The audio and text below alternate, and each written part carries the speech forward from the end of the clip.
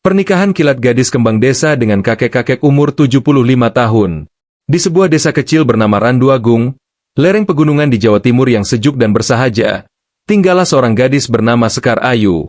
Usianya baru 20 tahun. Ia dikenal sebagai kembang desa karena kecantikannya yang sederhana namun memesona, serta kelembutan tutur katanya yang jarang ditemui. Setiap pagi, Sekar akan membawa dagangan sayurnya ke pasar sambil mengenakan selendang batik yang diwariskan dari ibunya. Ia hidup seorang diri setelah orang tuanya meninggal akibat kecelakaan motor 5 tahun lalu. Kehidupan Sekar sederhana, namun hatinya besar.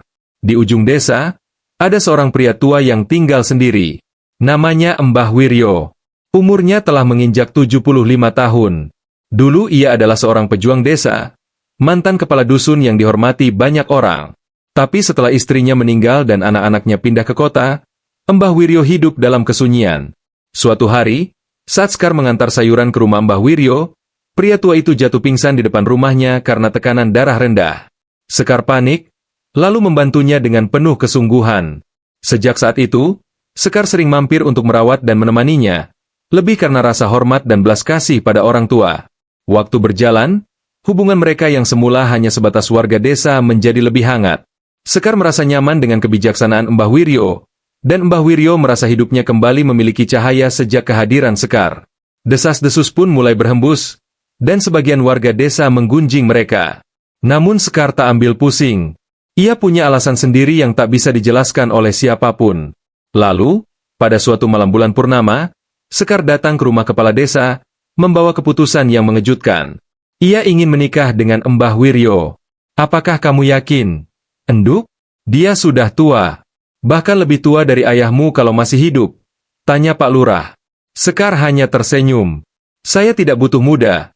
Saya butuh ketenangan, perlindungan, dan jiwa yang bijaksana. Hidup ini bukan lomba siapa yang paling muda atau tampan. Mbah Wiryo memberikan saya kedamaian yang tak pernah saya rasakan sebelumnya. Pernikahan mereka pun digelar dengan sederhana di bawah pohon randu besar yang berada di tengah desa. Banyak warga yang tak habis pikir. Tetapi tak sedikit juga yang terharu melihat ketulusan cinta dua jiwa yang terpaut jauh usia, namun dekat dalam rasa. Hari-hari mereka diisi dengan obrolan senja, doa pagi bersama, dan tawa kecil yang menghiasi gubuk bambu mereka. Sekar tetap berdagang sayur, dan Mbah Wiryo mulai menulis kembali catatan-catatan hidupnya, dibantu Sekar yang rajin membacakan berita dari surat kabar. Setelah setahun pernikahan, Sekar dinyatakan hamil. Kabar ini menjadi kehebohan tersendiri di desa. Banyak yang mempertanyakan bagaimana bisa, tapi Sekar hanya tertawa. Ia tak pernah mau menjelaskan apapun, karena menurutnya, cinta bukanlah sesuatu yang perlu dibuktikan kepada orang lain. Mereka menamai anak mereka Randu Wening, sesuai dengan pohon tempat mereka mengucapkan janji.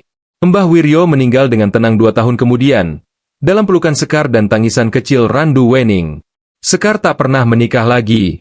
Ia tetap tinggal di rumah kecil mereka, mengenang seorang pria tua yang mencintainya tanpa syarat, dan yang telah mengajarkannya makna hidup yang sesungguhnya.